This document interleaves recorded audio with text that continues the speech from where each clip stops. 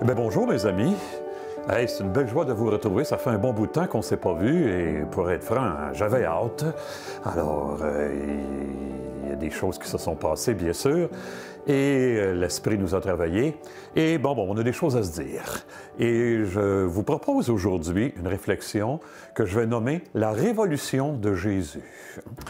Et il y a longtemps, il y a un bonhomme qui m'avait appelé au téléphone et qui me demande comme ça, sans se nommer, « Je peux-tu avoir de l'eau bénite? » J'ai dit, « Oui, c'est pourquoi au juste? » Et là, il me raconte qu'il se passait des affaires dans son appartement, puis il n'aimait pas ça, puis bon. J'ai dit, « Viens donc, on va s'en parler. » Il n'avait pas l'air vieux. « Viens donc, on va s'en parler, on va pouvoir échanger là-dessus. » Ça y tentait plus ou moins, mais il est venu. Et on a échangé, puis on n'a pas échangé en même temps, parce qu'on s'est vite aperçu qu'on n'était pas sur la même longueur d'onde du tout. Il me parlait de la Bible avec une ignorance totale, mais il pensait qu'il y avait le dernier mot sur tout. Aucune référence ni théologique, ni historique, rien du tout. À un moment donné, j'ai été forcé de lui dire, « Tu sais, je respecte ton opinion, mais il n'y a rien de chrétien dans ce que tu dis. Je ne sais pas si ça te fait quelque chose d'entendre ça ou pas.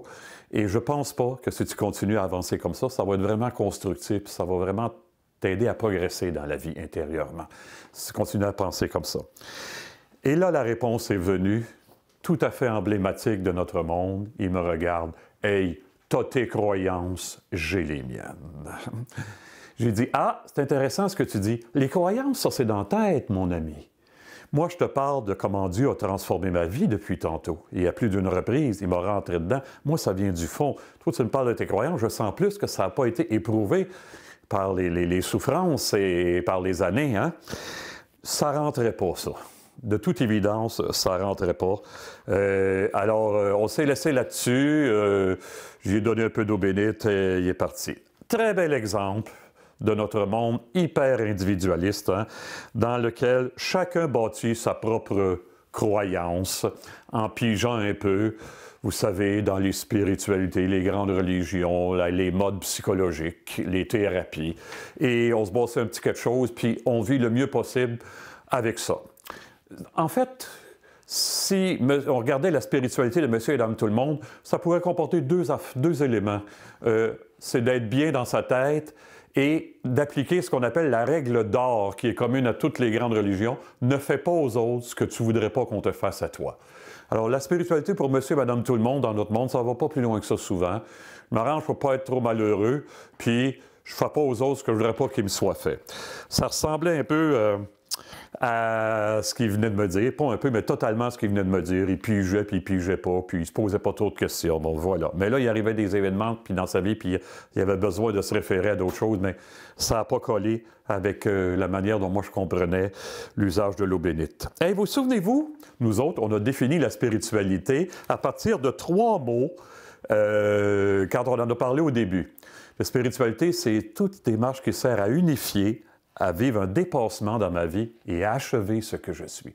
Unification, dépassement, achèvement. Les religions ont aussi leur façon de comprendre cela. Puis elles ont pas mal la mémoire, pas mal plus longue que nous, puis pas mal plus profonde aussi. Hein? Prenons la religion catholique. Le cœur de la religion catholique, c'est Jésus-Christ. Là, je vais vous conter quelque chose. Il y a un écrivain français qui est décédé il y a 3 ans peut-être, Jean d'Ormesson. Je ne sais pas si ça vous dit quelque chose. Laurent fait signe que oui. C'est un homme cultivé, bien sûr. Alors, pas Laurent, ben peut-être qu'il va se retrouver à l'Académie française un jour, mais Jean d'Ormesson a fait au-delà de 40 ans à l'Académie française. C'était un homme qui venait d'une grande famille de France, très connue, et qu'on invitait partout à la télé continuellement. Il pouvait être léger, mondain, puis il pouvait être profond aussi. Puis il s'interrogeait sur la foi. Je ne sais pas jusqu'à quel point il se disait chrétien, mais il s'interrogeait. Puis à un moment donné, à l'Académie, il y a quelqu'un qui est arrivé, un prêtre, qui a suggéré, qui a fait une demande. Y a-t-il 14 personnes, 14 membres, qui voudraient donner leur nom et commenter chacun une station du chemin de croix, puis on va publier ça, le chemin de croix des académiciens. Et tout de suite, d'Ormesson a donné son nom. Et on lui a remis la 12e station, c'est-à-dire la mort de Jésus sur la croix. Et là, écoutez bien comment d'Ormesson commence son commentaire. « Il n'y a qu'une révolution dans l'histoire du monde, la mort de Jésus-Christ sur la croix. » Une révolution. Hey, cet homme-là a une culture immense, très vaste. D'Ormesson sait très bien que la Révolution française, ça a fait beaucoup, beaucoup pour changer la société, pourtant. Prenons juste au 20e siècle, la Révolution russe, la Révolution chinoise, à coup de dizaines de millions de morts, pas juste de millions, mais de dizaines de millions de morts. La Révolution tranquille au Québec, il n'y a qu'une révolution dans l'histoire du monde, la mort de Jésus-Christ sur la croix. Mais quelle affirmation, vous rendez-vous compte? Pourquoi? Parce que sur la croix, Jésus l'emporte sur ses adversaires, pas en les dominant, pas en les écrasant, mais en restant fidèle au meilleur de lui, puis en se livrant à eux. Il nous révèle pour la première fois et définitivement que l'amour existe et qu'il est invincible et qu'il est plus fort que tout. Eh bien, voilà le cœur de notre foi, la révolution. Quand Jésus, l'amour, son amour s'empare de nous, c'est la révolution dans la vie. On n'a pas le choix que d'être complètement transformé, d'être complètement changé. Un autre écrivain qui s'appelait Max Gallo, qui était à l'Académie française aussi, a ce commentaire de Jésus sur la croix. Le Christ avait la faiblesse d'un homme et la force de Dieu. Là était le mystère des mystères. Ça fait réfléchir, ça. Hein? C'est de toute beauté.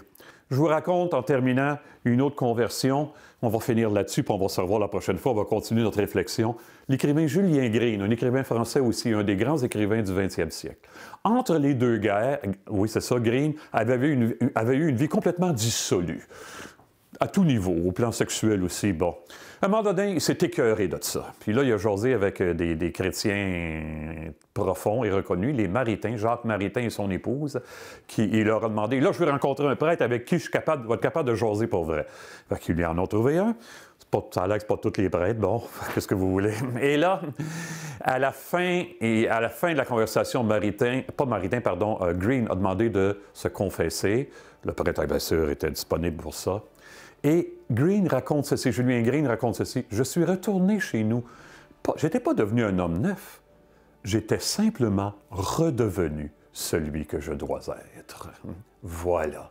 L'amour, c'est pour me faire advenir à moi-même, pour m'unifier dans ce que je suis, me dépasser dans l'amour, m'accomplir. Et on va s'en reparler à notre prochaine chronique, des paroles de Jésus qui sont drôlement fécondes en nous si on les accueille. Bonne vie, à bientôt tout le monde!